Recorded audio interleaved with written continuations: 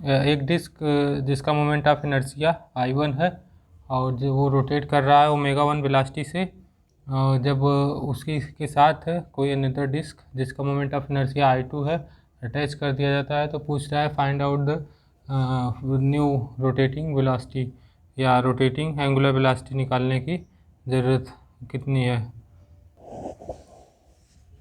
तो नई rotating velocity पूछ रहा है कि कितना हो जाएगा।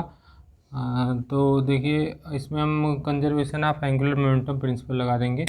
जैसे लीनियर मोमेंटम हम लोग का होता है, लीनियर मोमेंटम को P से डिनोट करते हैं, P इक्वल्स टू mv। इसी तरह से एंगुलर मोमेंटम जो हमारा होता है उसको J से दिखाते हैं। मास जो है वो रिप्लेस हो जाता है मोमेंट ऑफ इनर्शिया से, और वेलोसिटी जो है वो एंगुलर वेलोसिटी से रिप्लेस हो जाती है। ये बहुत ही सिंपल रिलेशन है। एंगुलर और लीनियर का जो रिलेशन है निकालना हो तो हम लोग कुछ रिप्लेसमेंट करते हैं, जैसे मास को रिप्लेस कर देते हैं मोमेंट ऑफ इनर्शिया I से, वेलोसिटी को रिप्लेस कर देते हैं एंगुलर वेलोसिटी से, और एक्सेलरेशन को रिप्लेस कर देते हैं एंगुलर एक्सेलरेशन अल्फ़ा से, डिस्प्लेसमेंट को रिप्लेस कर देते हैं थीटा से। यानी जितने भी लीनियर क्वांटिटीज़ हैं उन्हें एंगुलर क्वांटिटी से रिप्लेस कर दीजिए, आपको तुरंत ही मिल जाएगा एंगुलर वाली चीज़ें। जैसे हमें लीनियर मोमेंटम पता है P equals to mv, angular हमें निकालना है तो मास को सिंपली I से रिप्लेस कर दीजिए, वेलोसिटी को एंगुलर वेलोसिटी से। तो अब हमें पता है जैसे लीनियर मोमेंटम कंजर्व होता है उसी तरह से एंगुलर मोमेंटम भी कंजर्व होता है अगर एक्सटर्नल फोर्स ना लगे। ये कहाँ से हमें पता चलता है, न्यूटन के सेकेंड नियम से। Rate of change of linear momentum equals to applied force.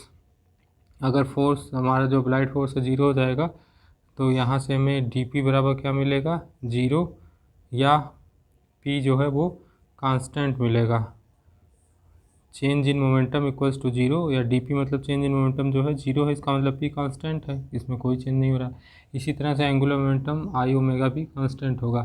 तो देखिए जो पहली डिस्क थी हमारी दिया हुआ था, a disc with the moment of inertia I1, कोई डिस्क है जिसका मोमेंट ऑफ इनर्शिया I1 है, ओमेगा 1 वेलोसिटी से रोटेट कर रहा है। जब कोई अनदर डिस्क इस रोटेटिंग डिस्क के साथ जोड़ दिया जाता है जिसका मोमेंट ऑफ इनर्शिया I2 है, तो उसमें पूछ रहा है कि अगली जो नई वेलोसिटी होगी एंगुलर वेलोसिटी उसकी वैल्यू कितनी होगी।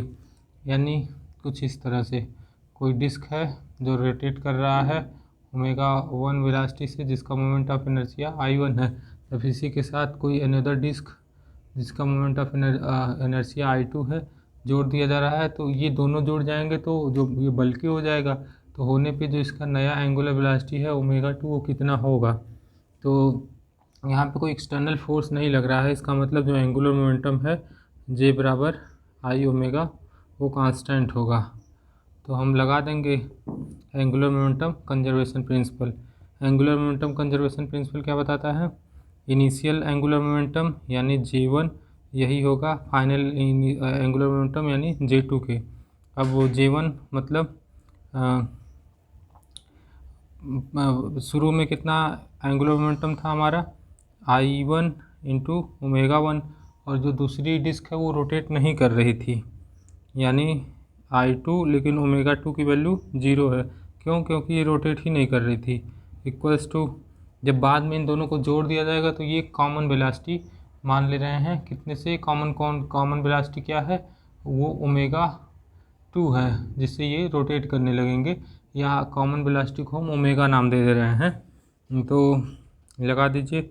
और हमारा जो हो जाएगा I1 ये भी ओमेगा वेलोसिटी से घूमेगा और I2 ये भी ओमेगा वेलोसिटी से घूमेगा। जब ये शुरू में इसके पास कोई वेलोसिटी नहीं थी इसीलिए हमने वेलोसिटी को 0 रखा है।